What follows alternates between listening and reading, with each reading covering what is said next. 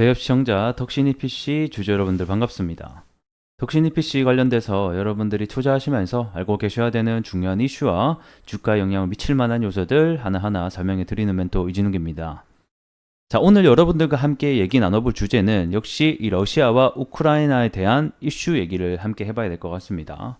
이 덕신이 PC 같은 경우에는 아무래도 이 데크플레이트를 사업을 영위하고 있다 보니까 최근에 이 건설 업황이 안 좋아지게 되면서 주가가 하락을 하고 있는 가운데 원래 주가의 변동성을 가장 키워주는 게 결국에는 이 재건 이슈거든요.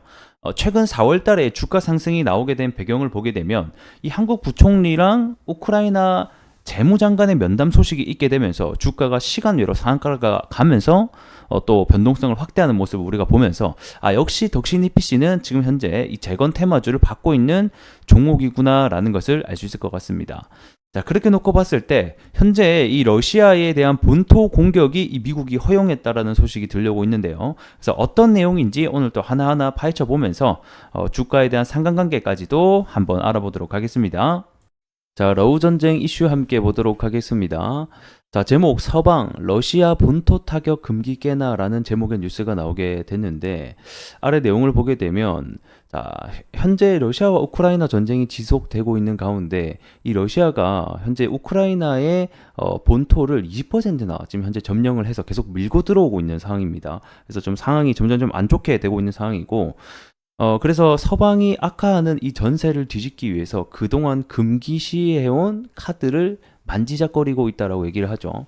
자, 이 금기시해온 카드가 뭐냐면, 자, 그동안 이 우크라이나에게 무기를 지원을 해준 미국 측의 조건 중에 하나가, 이 바로 러시아 본토를 공격을 하지 말라라는 이런 조건들이 있었거든요. 그래서 그동안 우크라이나 측은 이 미국 무기를 가지고 러시아에게 공격을 할 수가 없는 상황이었습니다. 근데 이 최근에 계속해서 이 러시아 측에서 이 우크라이나를 밀고 들어오는 상황이다 보니까 그리고 이 우크라이나 측에서도 더 이상 우리가 이렇게 방어만 하고 있을 수 없다. 공격을 하게 해달라. 지속적으로 요청을 하고 있는 상황이다. 라고 보시면 될 것 같고 그래서 아래 보게 되면 이 서방 지원 무기로 러시아 본토 타격을 허용해야 된다라는 목소리가 점점 커지고 있다라고 얘기를 하고 있죠.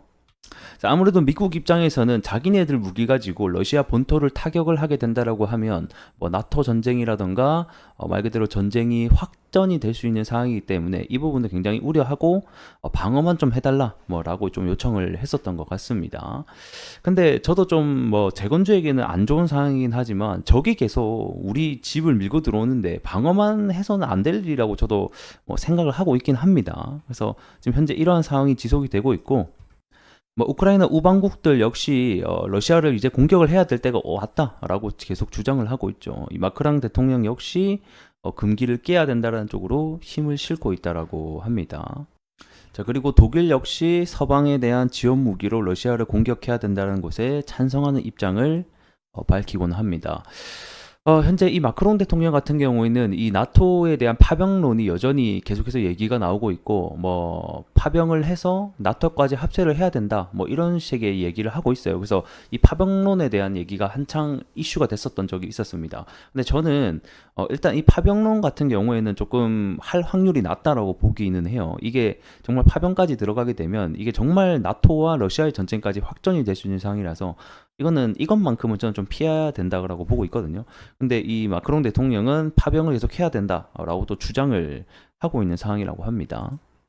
그래서 최근에 이 러시아 본토를 공격을 해야 된다라는 이슈가 계속해서 불거지고 있었던 가운데였는데 자, 오늘 이제 뉴스가 나왔어요. 새벽에 나온 뉴스인데 결국에는 이 바이든이 우크라이나 이 무기를 지원해준 부분에 대해서 러시아 본토를 공격하는 것에 대해서 일부 허용했다라는 뉴스가 나오고 있습니다.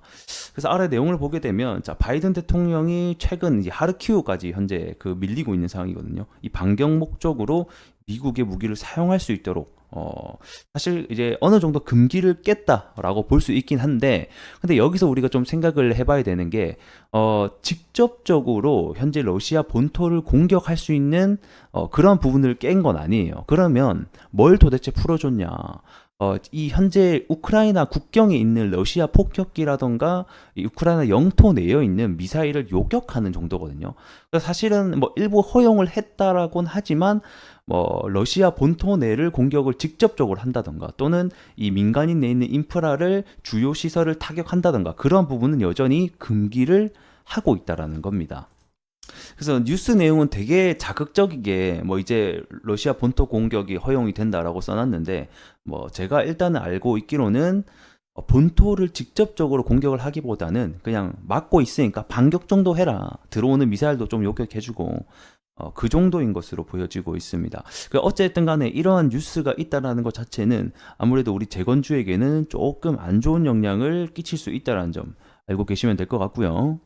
자, 다음 뉴스 보도록 하겠습니다. 이번 뉴스는 조금 그래도 희망적인 뉴스를 제가 하나 또 가지고 왔어요.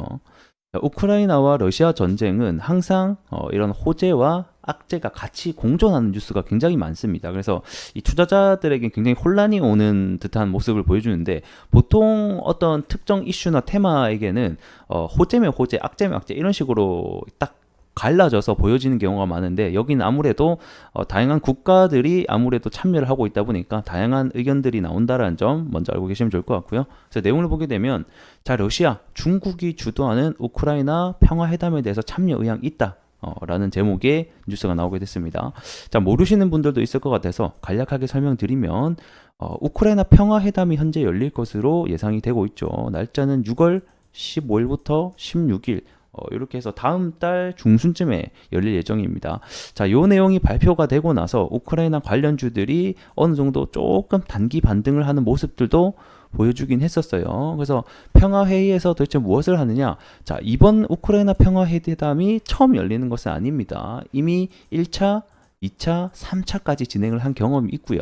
이번에 열리는 것은 이 4차 평화회담이다라고 보시면 좋을 것 같은데 평화회담의 뭐 목적은 당연히 종전 그리고 휴전에 대한 의논을 하는 겁니다. 근데 중요한 것은 여기에 참여하는 나라가 러시아와 중국이 배제됐다라는 거예요. 애초에 직접적으로 전쟁을 하고 있는 러시아 같은 경우에는 아예 참여 의사도 받지도 못했어요. 초청을 받지도 못했어요.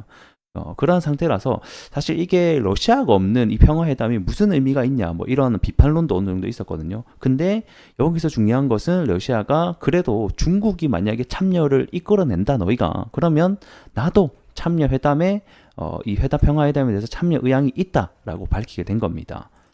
그래서 여기서 중요한 키는 우크라이나와 다른 나라들이 이 중국을 평화회담에 참여시킬 수 있을까? 이게 가장 첫 번째 문제가 될 것 같고 중국이 만약에 평화회담에 참여를 하게 된다 이렇게 되면 진짜 높은 확률로 러시아 역시 참여를 할 확률이 높아졌다라고 보시면 될 것 같습니다. 근데 뭐 제가 봤을 때는 참여할 확률이 좀 극히 희박하다라고 보고 있긴 해요. 왜냐하면 일단 얘네들이 주장하는 것 자체가 말이 굉장히 달라요. 우크라이나 측 같은 경우에는 평화회담 10개를 지금 주장을 하고 있죠. 거기 내용을 보게 되면 당연히 가장 먼저 문제가 되고 있는 게 영토 반환해라. 너희 불법적으로 뺏은 거. 이거에 대한 조건이 들어가 있고 뭐 나머지 이제 모든 수감자 석방을 하게 되고 러시아군 철수해라. 뭐 이런 내용들이 담겨져 있고요. 그다음에 러시아 같은 경우에는 지금 자기네들이 점령한 지역에 대해서 영토를 주는 조건으로 전쟁을 그만하겠다라고 주장을 하고 있죠. 최근에 나온 뉴스를 보게 되면 우크라이나 땅 20% 점령한 러시아 지금 상태로 종전 가능. 그러니까 결국에는 우리들이 뺏은 땅 인정해주면 그만할게 라고 하는 거예요. 근데 이 조건이 서로가 양보를 할 리가 있겠습니까? 우크라이나 입장에서는 뭐 당연히 눈뜨고 코베인 경향 마냥 내 땅 뺏기게 됐는데 돌려달라고 하는 거고 러시아는 당연히 빼앗은 땅 인정해주면 전쟁 그만하겠다라고 하고 있는데 그래서 이게 사실 뭐 기대감은 어느 정도 있긴 한데 사실 뚜껑을 열어보면 아직까지는 여전히 교착 상태에 있는 것으로 우리가 확인해 볼 수 있다. 이 정도로 알고 계시면 될 것 같고 그래도 우리가 기대를 해볼 수 있는 것은 6월 중순에 평화회담이 일단은 있긴 하니까 이 일정에 맞춰서 재건주들이 단기적인 모멘텀으로 반등이 나올 수 있다는 게 첫 번째 중요한 포인트가 될 것 같고요. 두 번째 포인트 같은 경우에는 만약에 뭐 우크라이나와 다른 서방 국가들이 이 중국의 평화회담을 참여시킬 수 있다라고 하면 그때부터는 또 얘기가 달라질 수 있다고 생각하거든요. 중국이 참여하게 되면 러시아 역시 또 참여를 할 수 있기 때문에 이러한 긍정적인 요소도 우리가 기대를 해봐야 될 것 같고요. 세 번째는 이 평화회담에 대한 얘기입니다.